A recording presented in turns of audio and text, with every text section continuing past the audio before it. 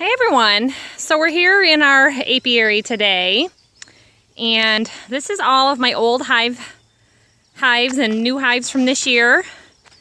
These two are from last year. This is a split from this year from the home hive, and these are two splits from my father-in-law's farm, which I did about 8 weeks ago.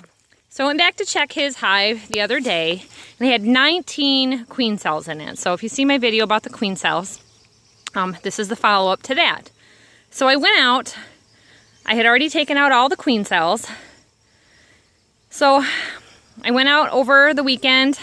I didn't have a nuke box, I couldn't build one fast enough.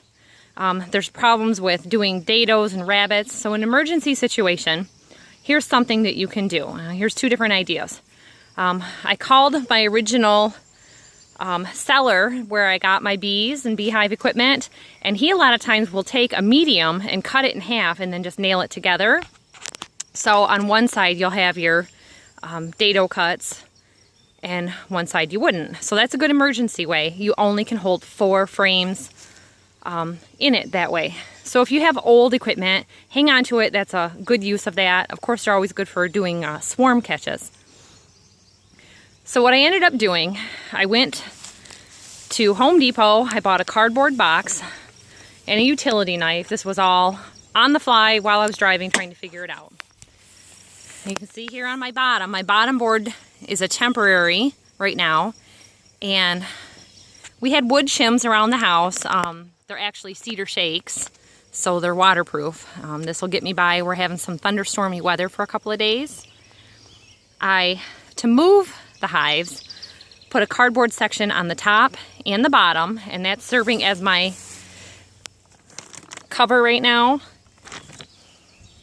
I took the cedar shakes, and the cedar shakes, after I got it in place, I put them in as far as I could go. They were already gluing that cardboard with propolis in place, so I went as far back as my straps so that they'd have a good opening. That's probably about a ½ an inch. And then I took an old feed bag and sliced it in half to put over the top for the weatherproofing because of the weather we're having right now.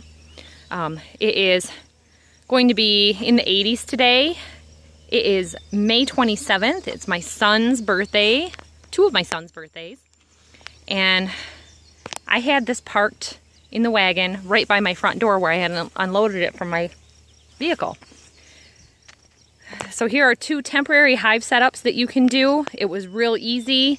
I had already the supers on hand. I ended up taking out 10 frames of brood and honey to get these going, to stop the swarming at its home hive.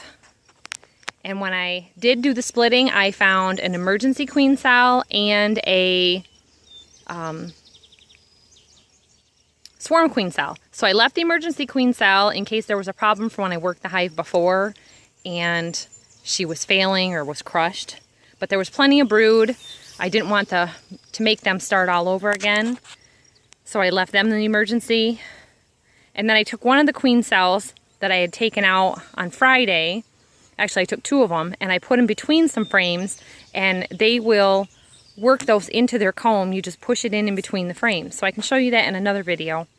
But this was a good emergency split to stop and prevent the swarming, because they would have been gone for sure with this hot weather. They tend to swarm in the earlier part of the day.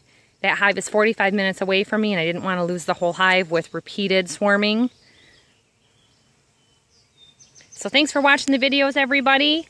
You're learning the beekeeping right along with me. This is our 3rd year. I hope you enjoy the videos. Like and subscribe, ask questions, and of course I'll always answer the best I can. Bye.